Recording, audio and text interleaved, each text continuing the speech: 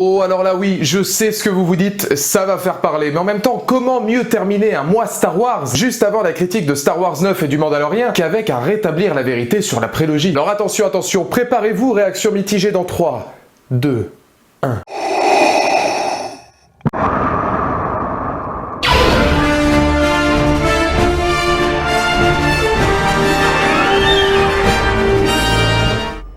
Hello there.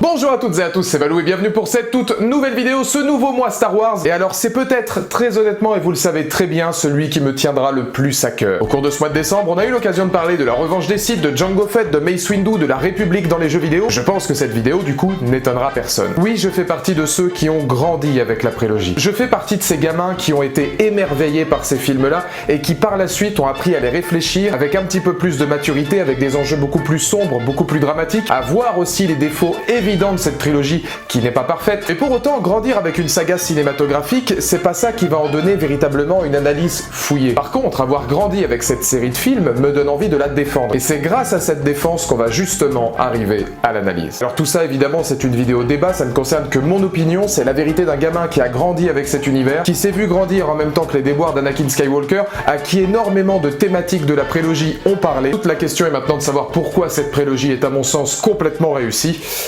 Enchaîne. Dans quelques minutes, possible que certains d'entre vous ressentent une perturbation dans la force. Celle d'une trilogie controversée, l'enfant terrible de la saga Star Wars, la prélogie. Anakin, ce ne serait pas juste. Aujourd'hui, c'est toi le héros. Et tu as mérité ton heure de gloire auprès des politiciens. Et aujourd'hui, la parole est à la défense. Rétablir la vérité sur une dynastie. Vérité d'un gosse ayant grandi avec un univers atypique. Héritage quasi parfait d'un monde créé par George Lucas en 1977. Mais comment défendre une telle trilogie avec objectivité? Comment juger un environnement aussi complexe sans oublier les nombreux défauts certes présents, mais n'en faisant pas pour autant une mauvaise trilogie? Oui, celle-ci marqua une génération. Émerveillée par un spectacle remarquable autant que par des thèmes plus adultes et ô combien dramatiques. Oui, celle-ci fit réfléchir. Tragédie d'une galaxie lointaine. Mais avant d'en arriver là, une bonne défense commence toujours par apprendre de ses erreurs, admettre ses faiblesses pour en arriver à ses forces. Alors afin de rétablir l'équilibre dans la force, jugeons les erreurs d'une prélogie avant ses grandes réussites. Les Datari feront l'affaire. Non, elles feront pas l'affaire. Les Datari feront l'affaire. Non mais tu te prends pour un Jedi ou quoi? Faire des passes avec les mains comme ça? Car le cinéma ne se résume pas à des idées, mais aussi à une technique. Et à l'exception de quelques sursauts de mise en scène, notamment une chorégraphie des combats soignée, ou encore quelques notes d'auteur via la revanche des Sith, nous aurons malheureusement assisté à un cinéma presque exclusivement sous fond vert, ne laissant que peu de place au décor, au montage ou à quelconques effets de réalisation. La prélogie semble loin, par exemple, de la pellicule d'un Gareth Edwards dans Rogue One, ou même d'un Kirchner dans l'Empire contre-attaque. Je peux également comprendre qu'entre droïdes de combat, course de pod, Gungan et double sabre laser, les puristes se sentirent dépaysés. Mais n'oublions pas que la pression fut énorme pour le créateur de Star Wars. Comment revenir près de 15 ans après son dernier opus, en parvenant non seulement à créer une nouvelle aventure, tout en réjouissant des fans se sentant laissés pour compte? La tâche ne fut pas évidente, et c'est pas Jar Jar Binks ou les prestations du jeune Jake Lloyd, probablement Oscar du meilleur second rôle, vu ses prestations, qui nous aideront. Salut à vous aussi, Capitaine Tarpals. Mais ça revenu! D'ailleurs, soit dit en passant, je parlais de mise en scène qui était plutôt très simple et qu'on n'est pas dans la plus grande réalisation de l'histoire du cinéma avec cette prélogie Star Wars, mais force est de constater que cette course de pod, que ce soit dans sa réalisation ultra rythmée, ultra dynamique, et qui représente à la perfection une idée de super vitesse au cinéma, mêlée à un univers de science-fiction dynamique maîtrisé par la caméra de George Lucas, j'ai plutôt apprécié. Sachant d'ailleurs qu'à contrario, la menace fantôme représente à mes yeux celui de la trilogie que j'ai le moins aimé. Oui, la revanche des Sith est un chef-d'œuvre, et oui, j'ai beaucoup aimé l'attaque des clones, on y reviendra ensuite. Pour ma part, je vois George Lucas comme une tête, un créateur, à l'instar de J.J. Abrams. En gardant des thématiques fortes, peut-être aurait-il pu laisser sa mise en scène à un réalisateur confirmé, comme pour son 5e épisode. Car en effet, nous sommes loin de l'architecture plus simple et élégante de ses œuvres originales, misant avant tout sur esprit et psychologie pour devenir culte. Ici, Lucas laisse souvent place au grand spectacle, mais pas que, et se joue des nouvelles technologies de l'époque, ce qui pourra en repousser certains. Elle fut également paradoxale dans ses enjeux, que beaucoup virent comme un affrontement midi-chlorien, contexte sociaux et politique, situation amoureuse complexe aux segments souvent dispensables, personnages trop riches pour l'acting jugé trop limité d'Aiden Christensen dans l'attaque des clones, ça commence à faire pas mal. Trop long, trop mou, en dehors de Star Wars ou même indigeste dans sa narration ou sa technique, ces phrases que demeurent encore pour certains un véritable sketch sans réel intérêt. préféré. Et c'est justement là que j'interviens. Et à moins que pour vous, une réelle marque de créativité soit un remake même pas déguisé d'un Nouvel Espoir ou alors une femme qui vole dans l'air, je ne vise personne, mes arguments seront solides.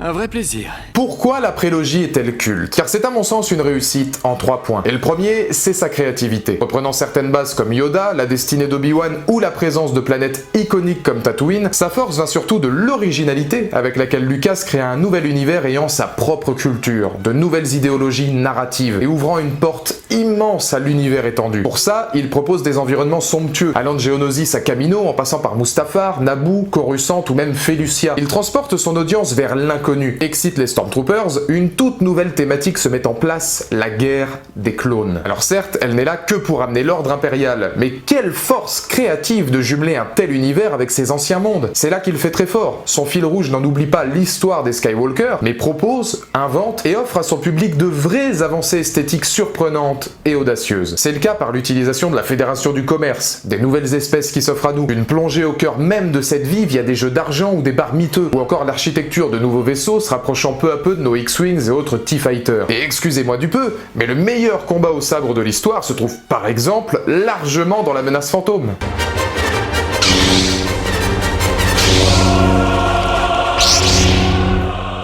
Cette scène emblématique entre Darth Maul, Qui-Gon et Obi-Wan me permet d'ailleurs de préciser que Duel of the Fates de John Williams, c'est quand même une bande-son extraordinaire. L'industrie du cinéma, c'est aussi tous les à côté auxquels on ne penserait pas forcément, et John Williams, qui est un compositeur extraordinaire, livre dans cette prélogie pour moi l'une de ses meilleures prestations. Ça c'est peut-être l'élément principal sur lequel tout le monde sera d'accord, la composition de John Williams, et Duel of the Fates le représente à la perfection. Acteur cascadeur passionné d'arts martiaux depuis l'enfance, Ray Park fut choisi pour devenir cette figure légendaire de la saga. Darth Maul. Et puisqu'on en parle, la prélogie installe avec elle un nombre incalculable de nouveaux personnages, souvent plus travaillés et nuancés que dans n'importe quelle autre trilogie. Que l'on parle de l'énigmatique Qui-Gon Jinn, de la classe absolue du Comte Dooku made in Christopher Lee, de l'exubérant Général Grievous, d'une relation Jango Boba passionnante, d'un Mace Windu façon bad motherfucker ou de la simple idée du Conseil Jedi, de cette vie pullulante sur Coruscant, du travail somptueux d'Ewan McGregor pour devenir Obi-Wan, oui, la prélogie développe énormément de protagonistes. Elle se dessine comme vivier constant d'idées créatives, enrichissant la saga. Regardez!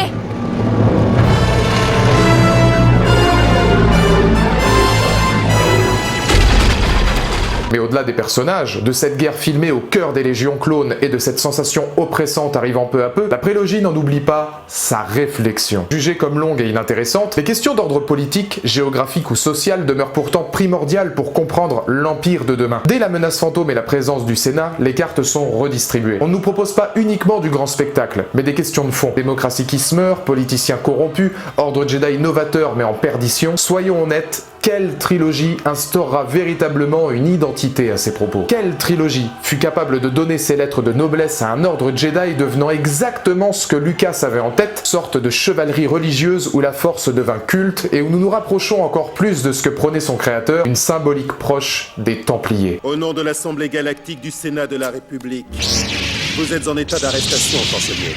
Vous osez me menacer.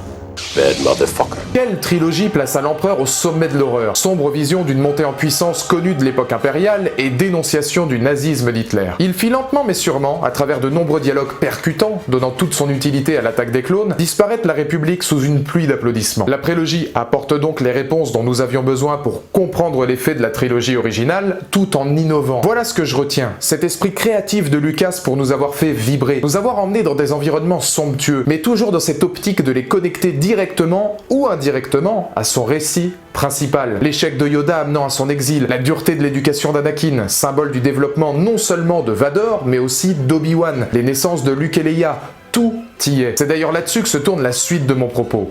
Anakin Skywalker. Je les ai tués.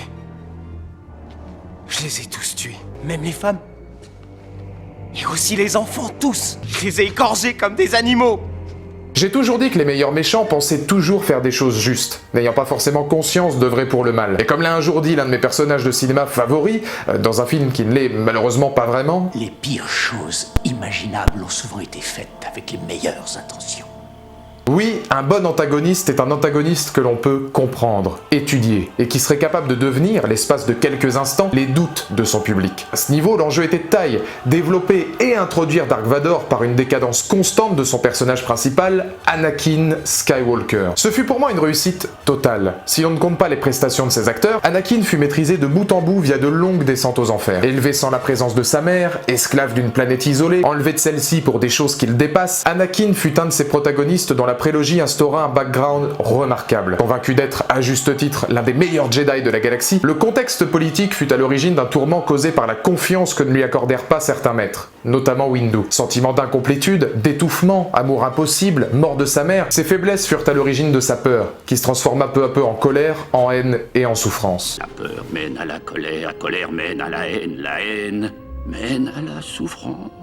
C'est là que son écriture fut impressionnante. S'il se perd peu à peu dans des choix difficiles, comprenant que le côté obscur l'envahit sans être capable de lutter, il livre un paradoxe évident. Au fil des épisodes, nous le voyons perdre pied, totalement conscient que ses actes sont ceux du côté obscur. Mais là où le paradoxe intervient, c'est que ses choix ne sont jamais ceux de quelqu'un voulant faire le mal. Anakin est écrit comme un homme amoureux, passionné, subissant peut-être cette passion qu'il ne devrait pas s'autoriser. Son amour pour Padmé, pour Obi-Wan, mêlé à cette volonté d'un monde vivant en paix sous sa dictature, incapable de devenir le maître qu'il pensait être et manipulé par plus fort que lui, deviennent au fil du récit soif de pouvoir et d'aimance liée à un homme, Palpatine. Désormais, vous répondrez au nom de Dark Vador. Certes, l'écriture de Vador est un pur bijou de la prélogie, mais elle ne serait rien sans la capacité de Lucas à avoir façonné et travaillé son véritable vilain, l'Empereur. Dès la menace fantôme, où nous devinons les prémices d'un seigneur Sith, Dark Sidious nous livrera son lot de scènes iconiques, déversant une haine hors norme. Assassinat du comte Dooku, intérêt personnel, empathie hypocrite et manipulation de la République, Ian McDiarmid fut un joyau perçu comme figure de la saga, capable de manipuler et de corrompre au-delà même des 6 films. Il était alors évident que la revanche des Sith devait s'achever sur le symbole le plus iconique de son temps,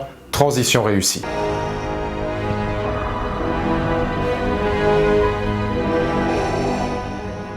Et c'est là que la prélogie devient réussite absolue, son final. On dit souvent que dans une saga, son dernier volet demeure point culminant du récit. Tragique, dramatique, tantôt shakespearienne, tantôt grecque, la revanche des Sith représente cette dynastie vouée à disparaître. Mais elle ne l'aurait pas été sans les propos de ses 2 premiers volets. Mention spéciale à l'attaque des clones, incompris mais ô combien pertinent. Tout y est pour que le spectateur se prenne une claque continue. De la destruction d'un temple à vous foutre des frissons jusqu'à la décadence d'un homme représentant la chute d'une saga. Lucas propose alors l'épisode le plus sombre et terrible que l'on pouvait imaginer. C'est lui le père, n'est-ce pas? Je suis vraiment désolé.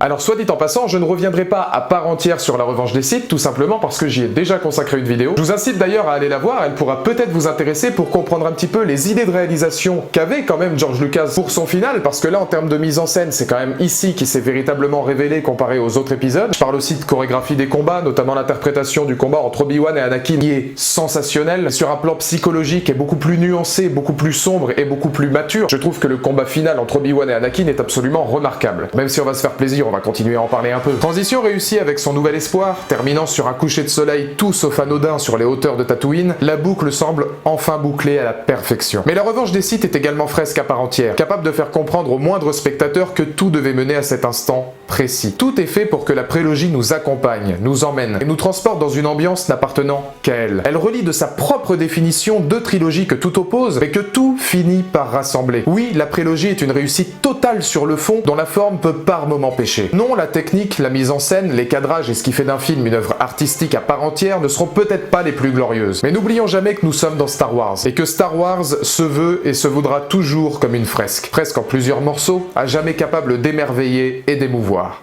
Enfin, pour la prélogie.